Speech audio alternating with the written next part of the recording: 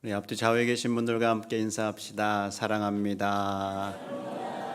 축복합니다. 예, 예.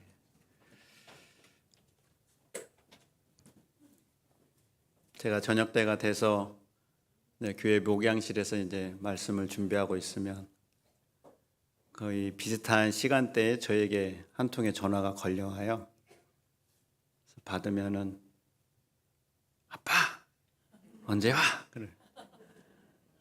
우리 집 막내 아들 백성현 전도사가 담임 목사님 언제 오냐고 전화합니다. 근데 뭐 말씀 준비가 끝이 있는 건 아니잖아요. 그래서 조금 이따 갈 것 같은데 그러면 빨리 와 그러면서 끊어요. 그러고 나서 또 한참 있다가 또 전화가 와요. 아빠 언제 오시냐고. 제 거푸 전화를 받으면 이제 제가 또 집중이 안 되잖아요. 그래서 또 주섬주섬 정리해가지고 그래 갈게. 그러면 이제 정리하고 이제 집을 출발해서 교회를 출발해서 이제 집에 거의 도착할 때쯤 되면 또 전화가 와요. 아빠 어디쯤이야? 주차장이야. 그러면 다 왔구만. 그러면서 끊어요. 여러분 요즘은 이렇게 핸드폰이 있어서 기다리는 사람이 어디에 있는지 또 언제쯤 도착할 수 있는지를 잘 파악하고 가늠할 수가 있어요. 그렇죠? 그런데 만약에 핸드폰이 없다라고 생각해 보세요. 오기는 오기로 했는데 핸드폰도 없이 연락 수단도 없이 마냥 기다려야 된다라고 하면 그 기다리는 게 얼마나 어렵겠습니까? 이스라엘 백성들의 상황이 꼭 그와 같은 상황입니다. 지금 이스라엘 백성들은 시내산 자락에 모여 있고 모세는 하나님으로부터 하나님의 계명을 받기 위해서 시내산에 올라갔어요. 하나님께서 이러한 일을 행하신 이유는 하나님께서 지금 큰 권능으로 이스라엘 백성들을 애굽에서 탈출은 시켰어요. 그런데 이 이스라엘 백성들이 하나님 보실 때 하나님의 백성답게 살아가야 하잖아요. 어떻게 하면 하나님의 섬기는 백성들이 어떠한 모습이어야 하는가 잘 또 다듬을 필요가 있는데 아직 이스라엘 백성들은 그러한 모습들이 없는 거죠. 그럴 수밖에 없는 게 아직 하나님의 백성은 어떠해야 한다, 어떠해야 한다라는 것을 구체적으로 가르쳐 주지 않으셨어요. 그래서 하나님이 이것을 가르쳐 주시기 위해서 모세만을 따로 부르신 거예요. 그래서 모세가 시내산에 올라갔어요. 모세가 시내산에 올라가서 하나님께로부터 계명을 받고 이스라엘 백성들이 지켜야 할 여러 가지 규례들을 받는 기간이 며칠이었어요? 40일이었어요. 40일. 자, 모세가 하나님께 올라가서 이 규례를 받을 때 40일이 걸릴 것을 예상을 했을까요? 못했겠죠. 또 이스라엘 백성들은 어떻게 했어요? 모세가 자기를 떠나서 올라가서 무려 40일이라는 시간을 소요될지를 예상 못했겠죠. 그래서 이들은 그렇게 밑에서 마냥 기다리고 있는 거예요. 모세 입장에서야 하나님께로부터 계명도 받고 하나님께서 지시하시는 여러 내용들을 기다리니까 40일이라는 시간이 언제 지나가는지 모르게 보낼 수 있었겠죠. 그런데 아래에서 기다리는 이스라엘 백성들 입장에서는 어땠을 것 같아요? 40일이라는 시간을 어떻게 기다려요? 모세가 자기와 떠나서 올라가면서 나 며칠 있다 올게 이렇게 말하고 간 것도 아니잖아요. 그냥 갔습니다. 언제 올지를 몰라요. 오늘 올지 내일 올지 일주일 뒤에 올지 10일 뒤에 올지 30일 뒤에 올지 모르는 거예요.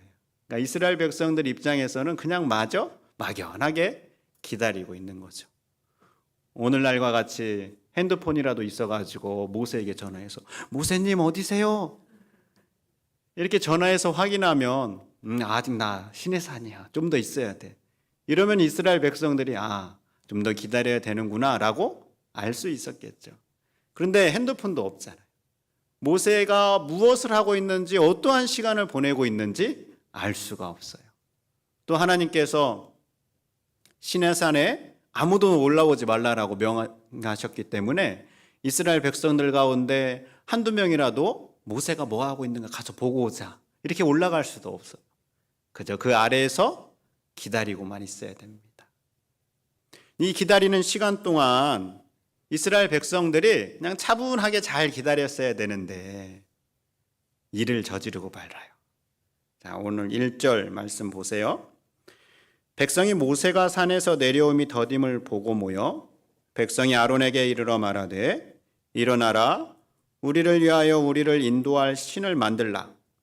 이 모세 곧 우리를 애굽 땅에서 인도하여 낸 사람은 어찌 되었는지 알지 못함이니라.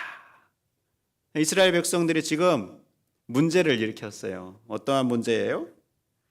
오늘 1절을 잘 보면 세 가지 문제가 일어나고 있는 것을 우리가 볼 수 있어요. 먼저 이스라엘 백성들은 기다리지 못하는 문제를 일으켰습니다. 앞에서 말씀드린 대로 언제 온다라는 말이 없었으니까 이 모세를 기다린다라는 게 결코 쉬운 일이 아님을 우리는 예상할 수는 있습니다. 그럼에도 불구하고 하나님께서 큰 권능으로 이스라엘 백성들을 출애굽시켰다고 한다면 그 하나님을 신뢰하며 이스라엘 백성들이 잠잠히 기다려야 했죠.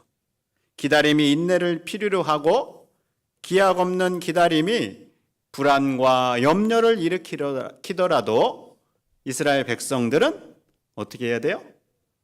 그냥 기다렸어야 됩니다. 마냥 차분하게 기다렸어야 되는데 기다리지 못했어요. 그 마음 가운데 불안과 염려와 조급함이 문제를 일으킨 게 되죠. 이러한 기다리지 못하는 마음은 결국 우상을 만드는 일을 저지르게 되죠. 오늘 2절을 다시 한번 보면 차분하게 기다리지 못한 이스라엘 백성들이 결국 자신들을 이끌어낼, 자신들을 인도할 신을 만들라라고 이야기를 합니다. 그래서 우상을 만들기로 결정을 해요. 여러분, 우상을 만드는 목적은 2절을 잘 보면 결국 자기 자신에게 있다라는 걸 알 수 있어요. 2절을 잘 보면 반복적으로 1절에 우리를 위하여 우리를 인도할 신을 만들라라고 이렇게 말씀하고 있죠. 그러니까 모든 초점이 자신들을 위하여 있는 거예요. 자신을 위하여 자신들을 인도할 신을 만들라. 이렇게 이스라엘 백성들이 기다리지 못하고 또 우상을 만드는 이러한 문제를 일으키고 있었는데, 이와 더불어서 모세가 없는 사이에 이스라엘을 담당하는 아론도 덩달아 문제를 일으키죠. 어떠한 문제예요? 오늘 2절 말씀 보세요. 아론이 그들에게 이르되 너희의 아내와 자녀의 귀에서 금고리를 빼어 내게로 가져오라. 4절 말씀 보세요. 아론이 그들의 손에서 금고리를 받아 부어서 조각칼로 새겨 송아지 형상을 만드니 그들이 말하되 이스라엘아, 이는 너희를 애굽 땅에서 인도하여 낸 너희의 신이로다 하는지라. 여러분, 아론이 누구예요? 아론은 모세의 형이죠. 그러나 아론의 위치는 어떠한 위치입니까? 모세를 철저하게 도와야 하는 위치예요. 그렇죠? 하나님께서 모세를 부르셨을 때 모세가 계속 하나님 나는 못합니다. 나는 못합니다. 그러니까 하나님께서 내 형 아론을 돕는 자로 붙여줄게, 이렇게 말씀하시잖아요. 그럼에도 불구하고 나는 입이 뻣뻣해서 말을 잘 못해요. 그러니까 야, 내 형 말 잘하잖아. 내 형 아론을 통해서 말하게 해. 그래서 아론을 붙여주셨어요. 그러니까 아론의 위치는 모세를 옆에서 도와야 하는 사람이에요. 요즘 우리 식대로 이야기하면 아론은 주연이 아니고 조연이에요. 그렇죠? 이 이스라엘 백성들을 이끌어내는 주연은 모세라는 거예요. 자, 그런데 지금 아론이 행하고 있는 것은 조연이 아니라 주연의 역할을 하고 있는 거예요. 모세의 지도자 역할을 지금 감당하고 있는 거예요. 백성들이 그렇게 이야기를 하니까 야, 너네 금붙이 다 가지고 와. 그래서 그것을 불에 넣어서 송아지 형상을 만들어내요. 그리고 나서 그 송아지 형상 앞에서 내일은 여호와의 절이니 여기서 번제를 드리자. 이렇게 이야기를 합니다. 여러분, 이것은 철저하게 아론이 자신의 역할을 넘어서는, 우리 표현대로 하면 선을 넘어서는 행동을 하고 있는 것이죠. 바로 여기에 아론의 문제가 있습니다. 근데 우리는 오늘 이 본문을 보면서 이스라엘 백성들과 아론에게 일어나는 이러한 문제가 오늘 우리들에게도 일어나고 있다라는 것을 보게 됩니다. 이스라엘 백성들처럼 하나님의 약속을 신뢰하고 하나님께서 행하실 것을 차분하게 기다리지 못하는 마음이 우리들에게도 있습니다. 우리들에게만 있나 봤더니 믿음의 조상 아브라함에게도 그런 모습이 있더라고요. 여러분, 아브라함이 하나님께로부터 아들을 약속을 받잖아요.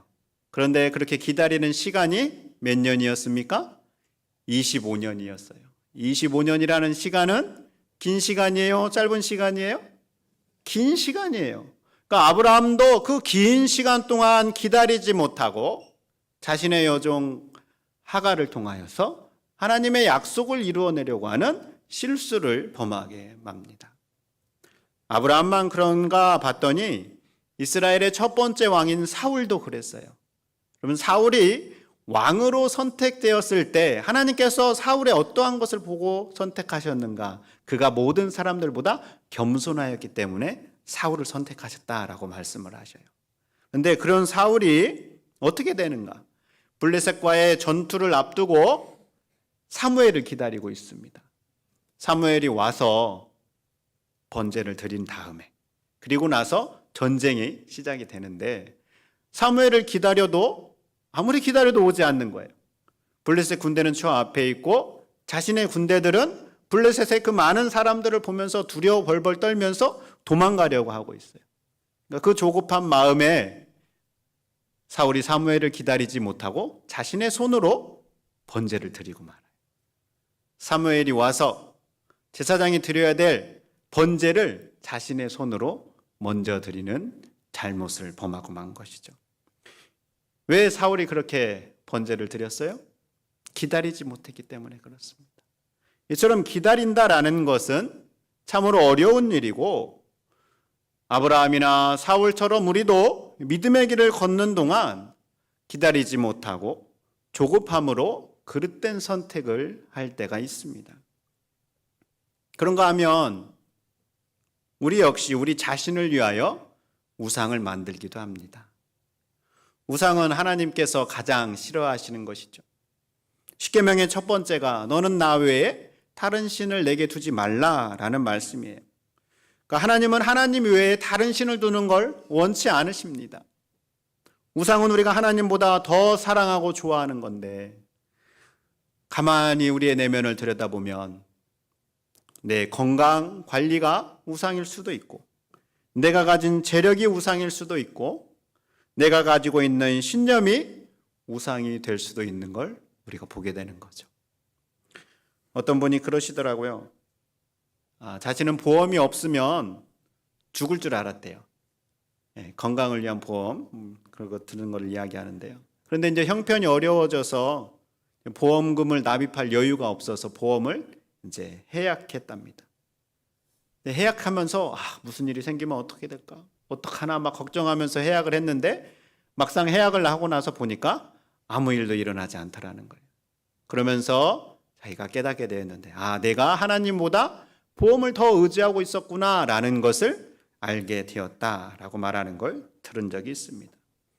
이처럼 우리는 나도 모르게 하나님보다 더 의지하고 하나님보다 더 사랑하는 것이 우리 안에 자리 잡을 때가 있어요. 또 아론과 같이 내 역할을 망각하는 문제를 일으키기도 합니다. 주연이 아닌 조연으로 보조의 역할을 잘 감당해야 하는데, 시간이 갈수록 내가 주인공이 되고자 하는 마음으로 이것저것 참견을 할 때가 있죠. 결혼식에 참석한 하객이 신부보다 더 화려하게 눈에 띄면 안 되잖아요. 그런데 우리는 자꾸 그렇게 내 자신을 드러내며 내가 더 주인공이 되고 싶어 하는 마음으로 선을 넘을 때가 있습니다. 제가 일부 예배를 마치고 이제 오늘이 교육부서 이제 제가 기도하는 순서여가지고 교육부서를 갔었어요. 제가 주일날마다 각 부서를 돌며 이제 기도를 하는데 교육부서 함께 기도를 하고 제가 이제 어떤 한 가지 광고를 미리 했습니다. 제가 하고 나서 보니까 이거는 부장님들이 해야 될 광고인데 제가 한 거예요. 그래서 선생님 한 분이 그러시더라고. 목사님 선을 넘었습니다. 그러시더라고요. 일부 예배 드리신 선생님이 그러시는 거예요. 그렇구나. 아예 제가 잘못했습니다. 이처럼 우리는 이제 우리 스스로 모르게 선을 넘을 때가 있어요. 교회에서 각기 주어진 역할들이 있잖아요. 팀장이나 구역장으로 세워졌으면 우리는 그 팀장과 구역장의 역할들을 잘 따라줘야 돼요.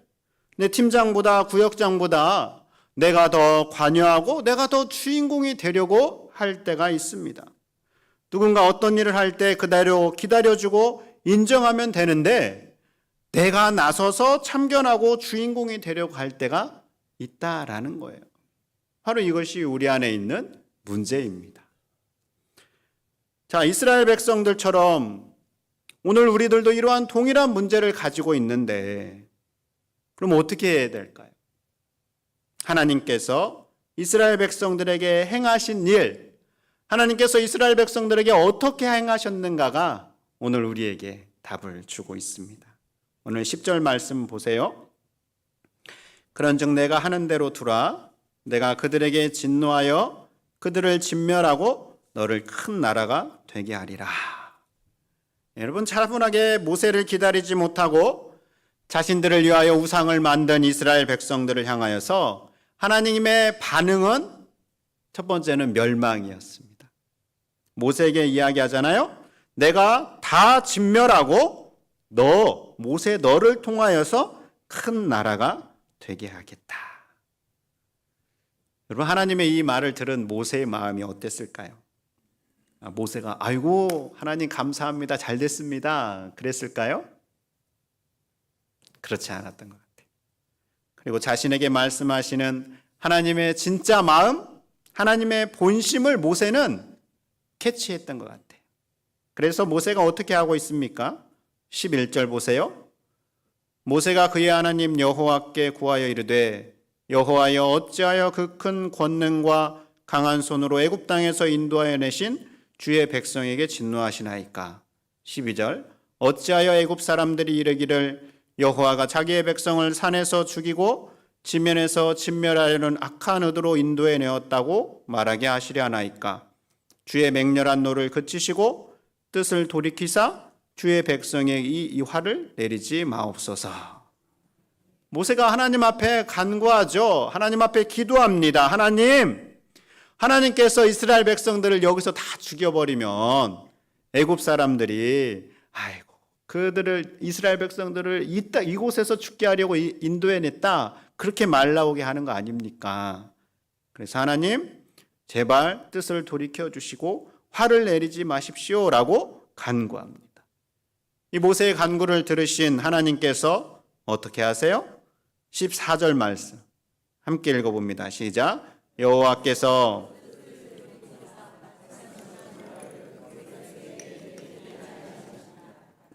아멘.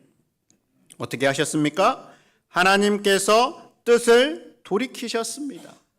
바로 여기에 복음이 있습니다. 바로 여기에 하나님께서 이스라엘 백성들을 향하여 행하시는 일이 있습니다. 여러분, 모세가 이 앞에서 간구했죠. 하나님 앞에 기도했습니다. 하나님께 모세가 기도해서 하나님의 마음이 변했을까요?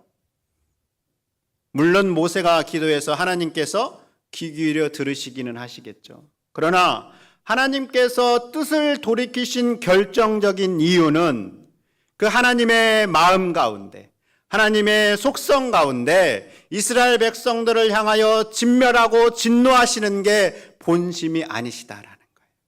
하나님의 마음 가운데 그가 택한 이스라엘 백성들을 향한 마음이 더 크게 있었다라는 거예요. 어떤 마음일까요? 그것은 바로 긍휼의 마음입니다. 하나님께서 이스라엘 백성들을 향하여서 불쌍히 여기는 마음, 그들을 어떻게든 돌보고 어떻게든 하나님께서 약속하신 땅으로 인도하고자 하시는 마음, 그 불쌍히 여기는 마음이 하나님의 마음 가운데 더 크게 있었다라는 거예요. 그래서 모세가 하나님 앞에 간구했을 때 하나님께서 마지못한 척 그 뜻을 돌이키신 것이죠. 그래서 우리는 이 구절을 통하여서 하나님이 어떠한 분이신지를 알게 됩니다. 하나님은 죄를 미워하시지만 하나님의 본심은 긍휼이다라는 거예요. 그래서 이스라엘 백성들이 진멸될 상황에서 미래로, 심판에서 긍휼로, 재앙에서 소망으로 바로 이 장면이 바뀌게 되는 겁니다. 성도 여러분, 기억하십시오. 우리가 믿는 하나님이 어떠한 분이신가? 우리가 믿는 하나님은 무한한 자비의 하나님으로 그를 믿는 사람들에게, 그의 백성들에게 긍휼을 베푸시는 분이시다라는 거예요. 긍휼은 무엇입니까? 긍휼은 불쌍히 여기고 가엾게 여기면서 도와주려는 마음이에요. 이 긍휼이라는 단어는 어머니의 자궁이라는 곳에서부터 그 의미가 출발했습니다. 여러분, 어머니들께서 그 배에서 아파서 낳은 자녀들을 어떠한 마음으로 바라봅니까? 그 자녀가 어떠한 상황과 어떠한 것들을 행할지라도 불쌍히 여기며 연민의 마음으로 그 자녀들을 바라보시죠. 조금 잘못했다고 그 자녀를 없애고 진멸하려고 하는 부모가 어디에 있겠습니까? 우리 하나님께서 바로 그러한 마음으로, 그러한 긍휼의 마음으로 그를 믿는 사람들을 바라보신다라는 거예요. 그래서 이를 깨달은 예레미야는 우리가 믿는 하나님을 그래서 이렇게 우리에게 알려줍니다. 예레미야 29장 11절 말씀 같이 한번 읽어봅니다. 시작. 여호와의 말씀이니라 너희를 향한 나의 생각을 내가 아나니 평안이요 재앙이 아니니라 너희에게 미래와 희망을 주는 것이니라. 아멘. 하나님의 생각, 우리를 향한 하나님의 생각은 평안과 미래와 희망을 주는 것입니다. 어디에도 그의 백성을 진멸하는 게 하나님의 마음이다, 하나님의 진짜 마음이다라는 걸 엿볼 수가 없어요. 그리고 이러한 하나님의 마음은 어디에서 절정을 이루었을까요? 바로 이 십자가에서 그 절정을 이루었습니다. 하나님은 죄로 인하여 죽을 수밖에 없는 인류를 바라보시면서 그의 사랑하는 아들 예수님을 십자가에 못 박혀 죽게 하셨습니다. 왜 그렇게 하셨을까요? 죄로 인하여 죽을 수밖에 없는 인류를 바라보시면서 긍휼의 마음, 불쌍히 여기는 마음이 하나님의 마음 가운데 차고 넘치니까 그 인류를 그저 두고 볼 수 없었던 것이죠. 어떻게든 인류를 도와주고 하나님의 자녀를 삼고 하나님께서 도와주고자 하는 마음으로 그의 사랑하는 아들 예수 그리스도를 십자가에 죽게 하셨던 겁니다. 그래서 예수님을 십자가에 죽게 하심으로 온 인류를 향한 하나님의 마음이 긍휼이다라는 것을 우리에게 보여주고 계신 것이죠. 이 긍휼의 하나님은 그렇게 우리를 바라보실 뿐만 아니라 고통과 문제를 안고 있는 우리들과 함께 하시는 분이시기도 합니다. 노벨 평화상을 받은 엘리 위젤이라는 작가가 쓴 나이트라는 소설이 있습니다. 이 나이트라는 소설은 제2차 세계대전에 독일이 운영했던 아우슈비츠 강제 수용소에서 있었던 일을 다룬 소설입니다. 엘리 위젤은 그 아우슈비츠 강제 수용소에 수감되었다가 살아남은 생존자 가운데 한 명인데요. 이 아우슈비츠 강제 수용소에 수감되어 있었던 3명의 사람이 탈출을 시도했다가 붙잡혔어요. 탈출을 시도하다가 붙잡히게 되니까 이제 목매달아 죽게 되는 교수형에 이제 처하게 되었는데 2명은 어른이었는데 1명이 13살짜리 어린 소년이었습니다. 이 13살짜리 어린 소년이 교수형에 처해서 목매달렸는데 여러분 어른들 같은 경우는 그래도 무게가 있으니까 목매달아서 금방 생명을 잃고 말하는데 13살 소년은 몸이 가벼우니까 금방 안 죽는 거예요. 유대인들은 다 모여서 그 교수형에 처해지는 광경을 보고 있는데 반시간이 지나도록 이 13살 소년이 허공에 목이 매달린 채 발버둥 치고 있는 모습을 보면서 그 유대인 중에 1명이 이렇게 외치는 거예요. 하나님 지금 어디에 계십니까? 도대체 우리가 믿는 하나님이 어디에 계십니까? 왜 이 상황에서 침묵하고 계십니까? 근데 이 소설의 주인공인 엘리 위젤이 그 10년 가운데 하나님의 음성을 듣게 돼요. 나는 지금 침묵하고 있는 것이 아니라 저 교수대의 소년과 함께 하고 있단다. 저 교수대의 소년과 함께 고통당하고 있다. 하나님께서 그렇게 말씀하신 거예요. 여러분, 이처럼 긍휼의 하나님은 고통받는 자들과 함께 하십니다.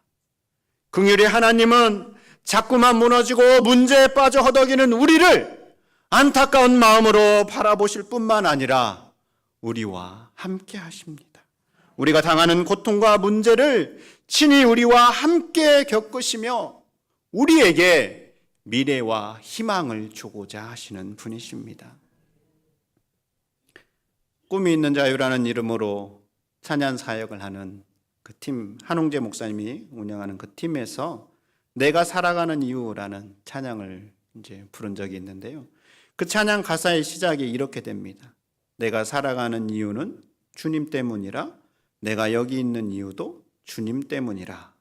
이렇게 노래를 하는데 제가 이 가사를 기억하면서 오늘 말씀에 연관되어서 아하, 이렇게 결론을 내렸습니다.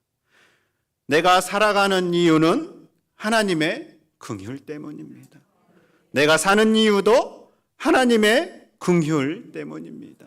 이스라엘 백성들처럼 아론처럼 우리도 문제에 빠져 허덕이고 어떻게 해야 될지 모르지만, 그러나 오늘 우리가 이 자리에 앉아서 하나님을 예배하며 하나님 앞에 우리가 함께 찬양하며 이 자리에서 앉아 있을 수 있는 이유는 나를 불쌍히 여기시고 어떻게든 나를 도와주시려고 하시는 하나님의 긍휼 때문이구나. 그 긍휼로 우리가 살아가는구나. 이 사실을 기억하시면서 그 긍휼의 하나님과 더불어 한 주간을 살아가는 우리 모두가 될 수 있기를 바랍니다. 하나님, 우리가 이 자리에 있는 것은 돈도 건강도 내 능력 때문이 아닙니다. 오로지 하나님의 긍휼, 우리를 불쌍히 여기시며 바라보시며 함께 하시는 긍휼하신 하나님 때문임을 고백합니다. 그 긍휼하신 하나님을 우리가 마음 깊이 경험하게 하시고 그 하나님과 더불어 한 주간을 살아갈 수 있도록 주여 우리를 인도해 주시옵소서. 예수님 이름으로 기도드립니다. 아멘.